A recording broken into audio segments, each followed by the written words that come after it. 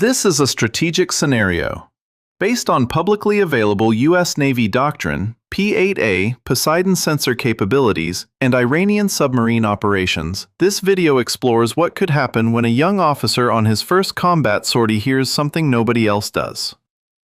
11 minutes, 220 hertz, 1 lieutenant. In this scenario, one 26-year-old lieutenant on his first combat sortie aboard a Boeing P-8A Poseidon detects a sound that 6 experienced acoustic operators flagged as routine maritime traffic. A commercial oil tanker on a published route from Fujairah to Mumbai, Liberian-flagged, normal speed, normal heading, normal acoustic signature. Except for one frequency, 220 hertz, continuous, steady. Buried in the noise of the tanker's own engines, 220 hertz is the resonant frequency of a Ghadir-class Iranian midget submarine's reduction gear at quiet patrol speed. 11 minutes between Lieutenant Daniel Park's detection and an Iranian heavyweight torpedo would have entered the water against USS Truxtun. 11 minutes to convince his commanding officer. 11 minutes to break protocol on a civilian merchant ship. 11 minutes that change everything. Lieutenant Daniel Park had been a U.S. Navy acoustic sensor operator for 11 months, 6 months at the Naval Aviation Training Command in Pensacola, Florida, 3 months of advanced anti-submarine warfare specialty training at Naval Air Station Jacksonville, 2 months of squadron qualification with VP-30, the Pelicans, the United States Navy's P-8A Poseidon training squadron. At 0642 in the morning, Park boarded a Boeing P-8A Poseidon, tail number 168761, manufactured by Boeing's Renton facility at a unit cost of approximately $184 million for his first operational combat air patrol. The P-8A taxied to runway 16 at Al Udeid Air Base, Qatar at 0714. Climb out to 28,000 feet over the Persian Gulf. Standard maritime patrol track. 2 hours 40 minutes on station providing anti-submarine warfare coverage for USS Truxtun, an Arleigh Burke-class destroyer operating 38 nautical miles north of the Strait of Hormuz. Park's station was Acoustic Workstation 2. His commanding officer, Lieutenant Commander Sarah Mitchell, a 15-year veteran with combat experience in 3 different theaters, sat at Acoustic Workstation 1, 2 seats forward. Park's job was to monitor the acoustic data stream from sonobuoys that other crew members were deploying from the aircraft's belly. A N/SSQ-125 multistatic sonobuoys, built by Spartan de Leon Springs at a unit cost of approximately $1,200 each, provide active and passive acoustic detection of submerged contacts. At 0811, the first sonobuoy field reported a normal acoustic environment. 43 commercial vessels. Standard background biological noise. Standard shipping engine signatures. One signature caught Park's attention.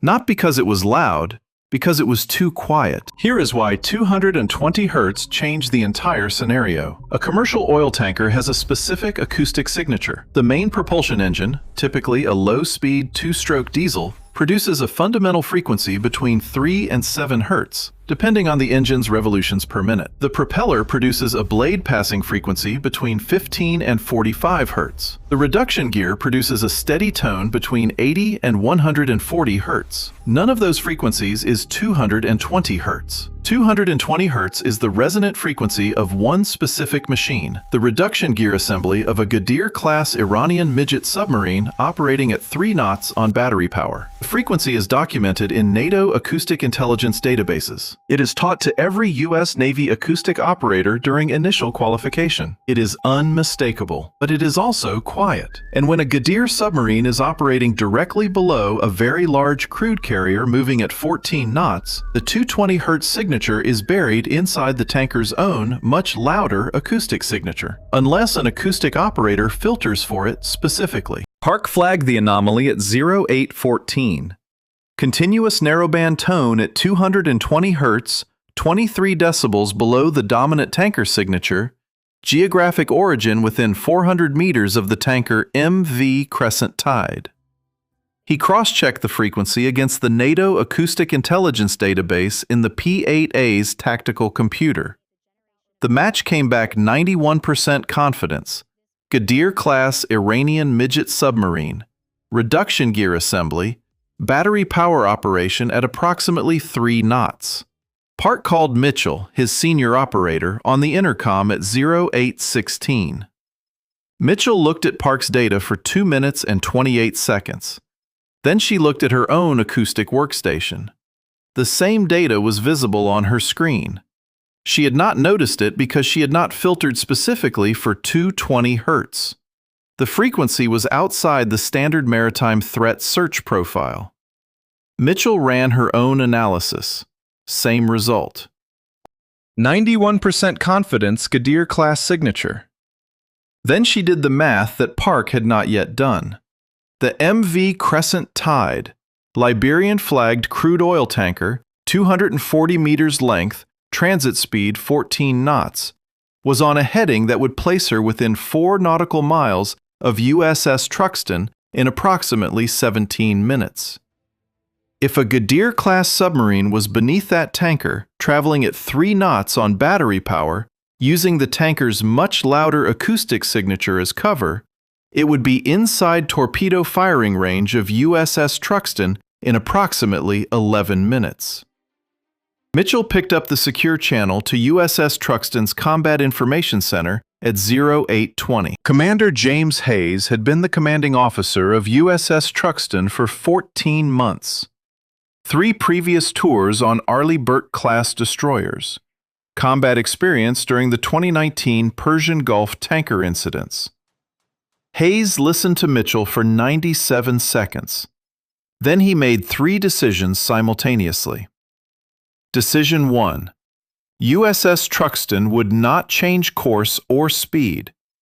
Any deviation from her routine patrol pattern would alert the submarine commander that he had been detected. The submarine would abort, dive deep, and disappear. The threat would remain.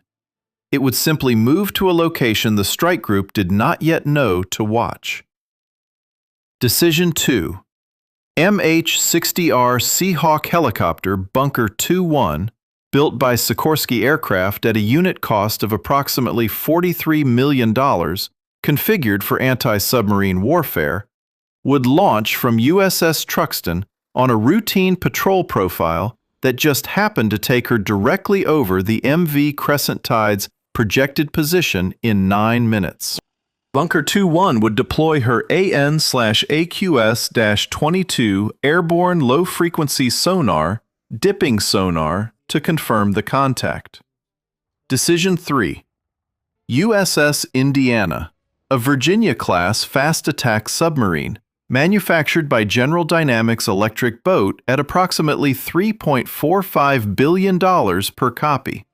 Operating in passive listening mode 6.3 nautical miles south of USS Truxtun, would reposition silently to intercept any torpedo launch from the Ghadir's projected firing position. Total time from Park's initial detection to coordinated American response, 11 minutes and 43 seconds. The Ghadir submarine had approximately 7 minutes left to fire. It would not get the chance. Here is the 11-minute intercept that ended the threat. 0811, Park's P-8A Poseidon detects 220 Hz anomaly. Sonobuoy field reports normal acoustic environment. 0814, Park flags the frequency. NATO database match, Ghadir submarine signature. 0816, Park calls Mitchell. Senior operator confirms. 0820, Mitchell calls USS Truxtun. Commander Hayes makes 3 simultaneous decisions. 0823, MH-60R Seahawk Bunker 2-1 launches from USS Truxtun on routine patrol profile. 0831, Bunker 2-1 arrives over MV Crescent Tide's position. Deploys AN/AQS-22 dipping sonar. 0833, active sonar confirms Ghadir-class submarine at 30 meters depth beneath the tanker. 0836, USS Indiana fires two Mark 54 lightweight torpedoes, manufactured by Raytheon at $1.4 million each, range 13 kilometers, speed 40 knots. 0841. Both torpedoes detonate against the Ghadir's hull. The submarine ceases to exist 80 meters below the surface. MV Crescent Tide continues her transit to Mumbai. Her captain never knew what was below his ship. 11 minutes. 1 lieutenant. First combat sortie. MV Crescent Tide arrived at Mumbai's Jawaharlal Nehru port at 0341 the following morning. According to the ship's master, a 47-year-old captain from the Philippines, the transit had been uneventful. According to the tanker's published manifest, no irregularities had occurred. According to the Liberian-flagged registry, no incidents had been reported. The MV Crescent Tide's captain never knew that a Ghadir-class Iranian submarine had been operating directly beneath his ship for the previous 9 days. The submarine had used the tanker's acoustic signature, its physical mass, and its routine commercial route to position itself within torpedo firing range of an American warship, without ever being detected by surface radar, infrared sensors, or visual observation. Iran could not announce what had happened. Acknowledging that a Ghadir-class submarine had been lost would have meant acknowledging that Iran had successfully concealed a military submarine beneath a civilian commercial vessel, a violation of every international maritime convention, that the operation was detected and neutralized by a single young lieutenant on his first combat sortie, that the Iranian Navy's most sophisticated submarine concealment operation in 20 years had been defeated by an acoustic frequency that any qualified P-8A operator could have heard, if they had thought to listen for it. So Iran said nothing. Lieutenant Daniel Park returned to Udeid Air Base at 13:18 that same afternoon. He completed his post-flight debriefing. He attended his squadron's standard end-of-mission ceremony. He flew his second combat sortie 31 hours later. He received a quiet commendation that will not be declassified for at least 20 years. On the front of his official commendation document, the relevant section reads, "Acoustic intelligence performance, exceptional. Detection capability, validated." In this scenario, the lesson is uncomfortable. 6 qualified acoustic operators monitored the same sonobuoy data Park was monitoring. 2 of them were more experienced than Park. 3 of them had combat deployments. 1 of them had personally detected and tracked Iranian submarines on previous operations. None of them filtered for 220 hertz. Park did not have more experience. He did not have better equipment. He did not have access to information the other operators lacked. Park did one thing the other operators did not. He looked for what he had been trained to look for, not what he expected to find. 220 hertz is in every NATO acoustic intelligence reference manual. It is taught to every acoustic operator during initial qualification. It is the resonant frequency of a Ghadir submarine reduction gear at quiet patrol speed. On his first combat sortie, Park remembered the manual.